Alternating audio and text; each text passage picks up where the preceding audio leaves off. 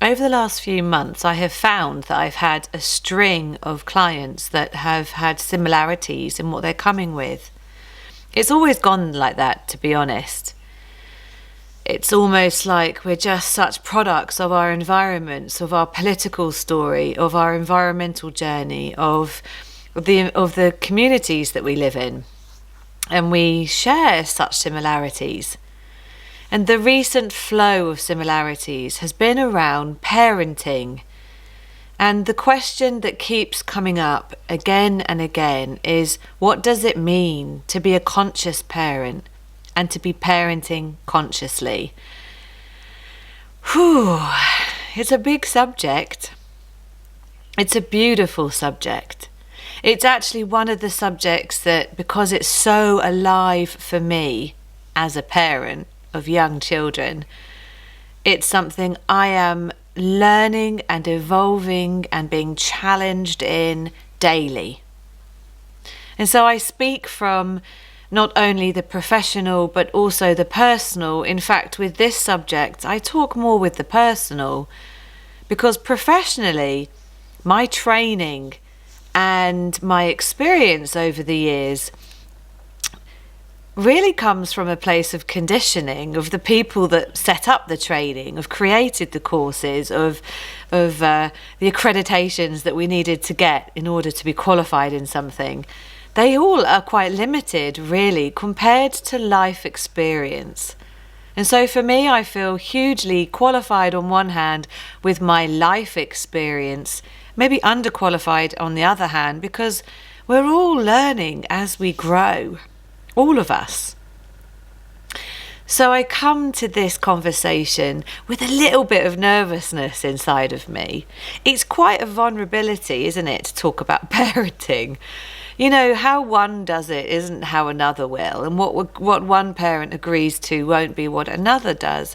We're all so different, and yet actually, really, are we? I'm not so sure. I always believed I was a very conscious parent. I always put parenting high on a priority.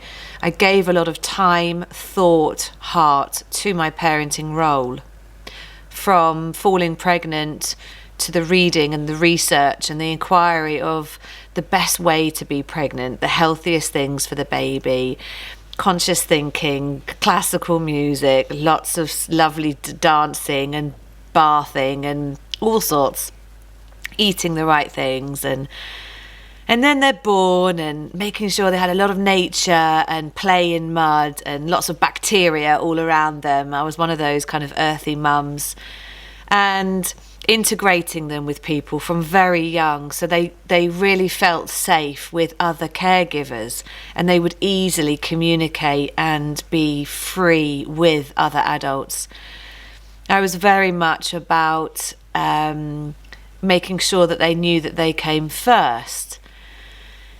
The thing is that we can think all these things, but until we really truly embrace our own story and our own life and intimately live it, there's a certain distance I have experienced between the depth of conscious parenting and the actual ability to engage with it. So I would probably say to myself, and I've certainly said this to my partner, that we, I believe, have become much more embodied as parents, much more conscious. That is the word. In the last 4 years. Before that, I was doing a good job. Now, it's not really a case of being able to say that I'm doing a good job or I'm doing a bad job or I'm having a good day or a bad day. You cannot describe it any other way that I am just being. I'm just here. So one of my really first awakenings to this more present way of communicating with my children and being there was literally presence. To actually be present. And in order to be present for another, You got to learn to be present for yourself. In order to be able to recognize in yourself when you're saying a lot, and this is I'm speaking out my own experience here. In a minute. Yeah, later on. I'm just at work now. Oh, that's a good question. Can you ask me that again at dinner?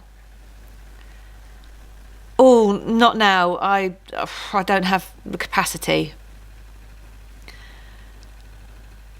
Don't eat that. Don't do that. I said no. I'm not anti-no, by the way. That's another subject. Other examples. Basically, it's the inability to be present in myself enough to give that presence, to expand it, to allow another intimately involved in it, to become intimately involved in it, in that moment. It doesn't mean, I had a client recently said, but if I'm at work, I literally can't be with the child. It doesn't mean that. It means that in the moment, you are present. You hear what is going on. You feel it. You acknowledge it. You meet that individual, that child of yours, in the same breath as you meet yourself. The answer can still be, right now, darling, I'm having to do my work, my job.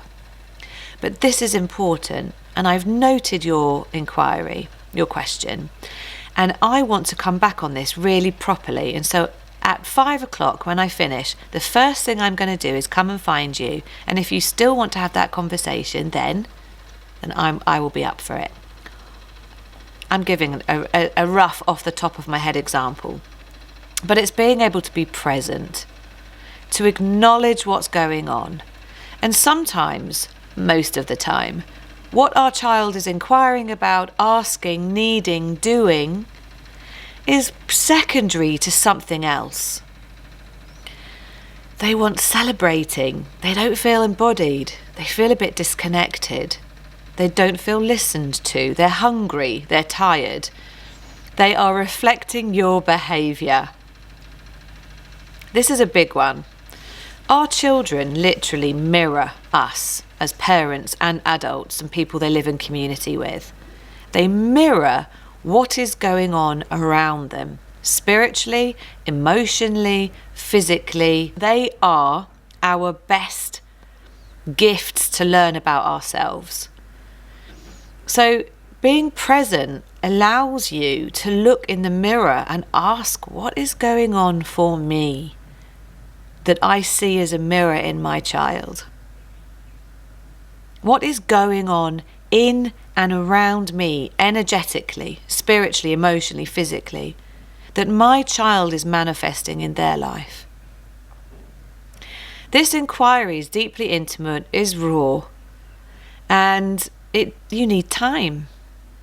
Something that's changed for me a lot is that one of the beauties of leaving the UK 3 years ago and moving to a culture that has a lot more importance on the slow life, slow living, time with your family, time with friends, time making food, eating food, planting food, time in nature.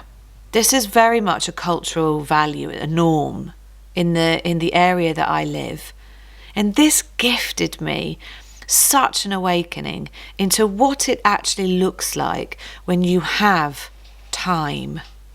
Not now, in a minute, all of that just disappears.